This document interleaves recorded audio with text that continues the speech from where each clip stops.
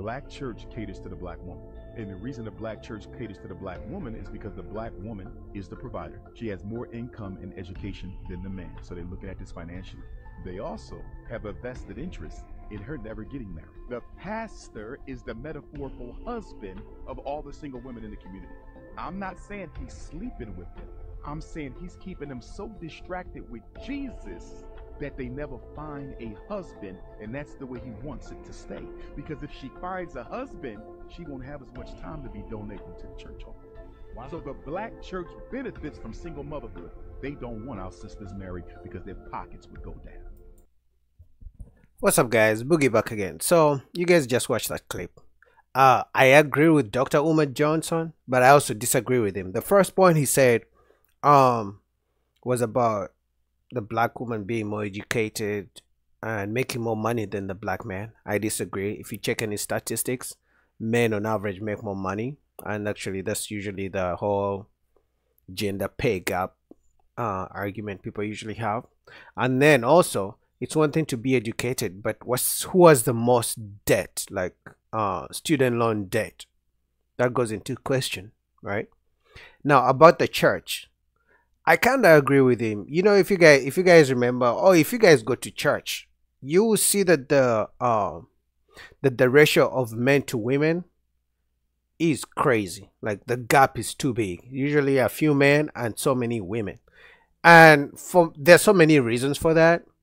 But I think for me, one reason that may stand out is that usually when you go to church sessions, church sermons, right? It's more about they want to pray for women to get husbands. They want to pray for women for their kids to be good and this and that. But the men are usually left out. The men are usually shunned, right? And also, like, they don't hold women accountable. They usually talk about men should do this. God told you to be providers and protectors. Protect your women, provide for your women, this and that.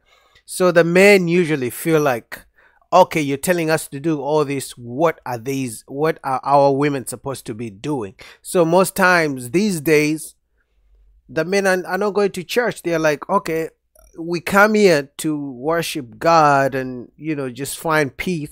But even when we come here, you guys still focus on us and say we are the problem, why maybe the women are not married, why the women are not happy, and this and that.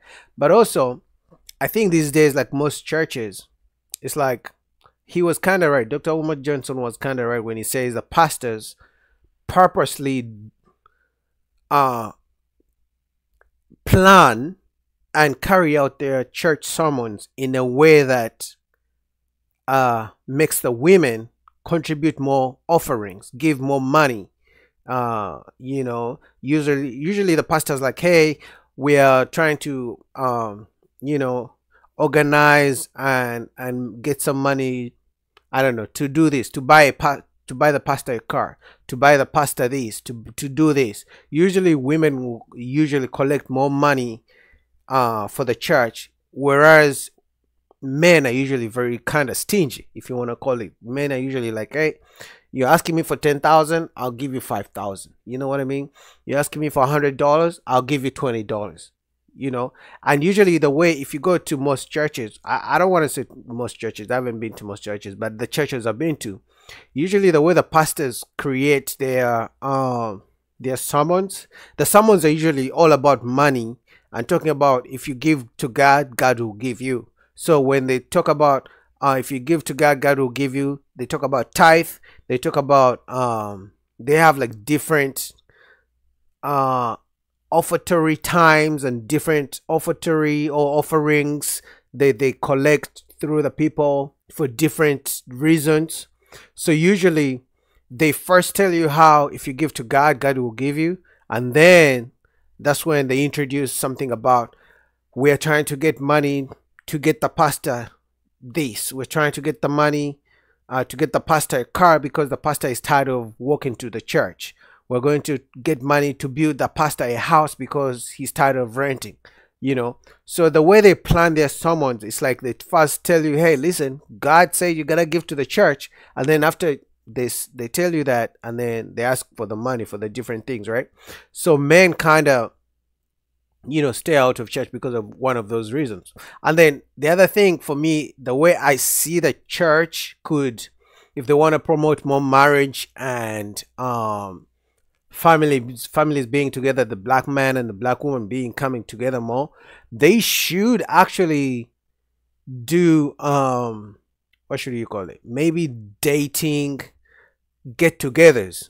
They should do days where they call the single ladies and they call the single men, and then they get together and they talk. But what they usually do is, we're going to pray for you for your husband, maybe we're going to pray for you for your wife, and that's it. They don't give practical steps in how to find that person. Because it's one thing to say a prayer, it's one thing to pray to God to help you in your life to do ABC, but you actually need to take the actions to get what you want. And usually the pastors don't go down the road to do that, right? And also, usually they don't put because the pastor will tell you how you shouldn't steal, how you should give to God, how you should pay tithe. They will preach to you how you should do all these nice things that God likes or that God approves. But there's one thing they're never going to do.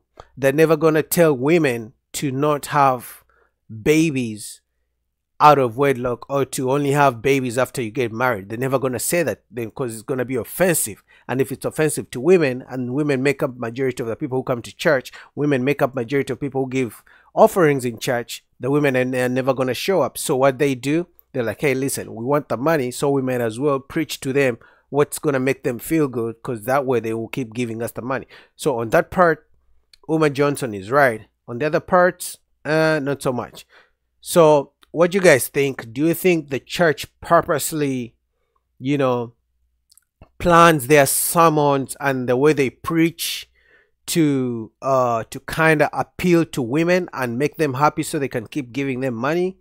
Or do you think they don't think about it, and for some reason it just happens that churches these days have more women going to church than men? Or is it because men don't feel heard, or men don't feel like they belong, or they don't make men feel like they have a reason to go to church?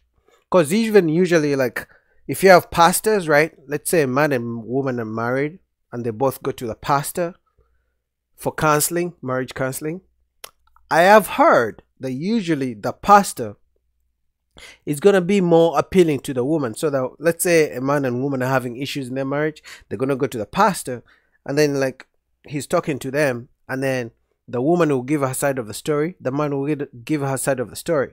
But usually the pastor listens to the woman's side of the story, takes a side, and kind of leans towards the side of the woman, and just shuns the man and just tells the man to man up and do his job, right? So that usually the men don't feel heard. So it's like, okay, if I come to you and for counseling, and all you're gonna do is take my wife's side and never listen to what I have to say, why should I come back to church, right? And what happens Sunday morning, the wife and the kids are gonna go to church, and the man is just gonna stay home.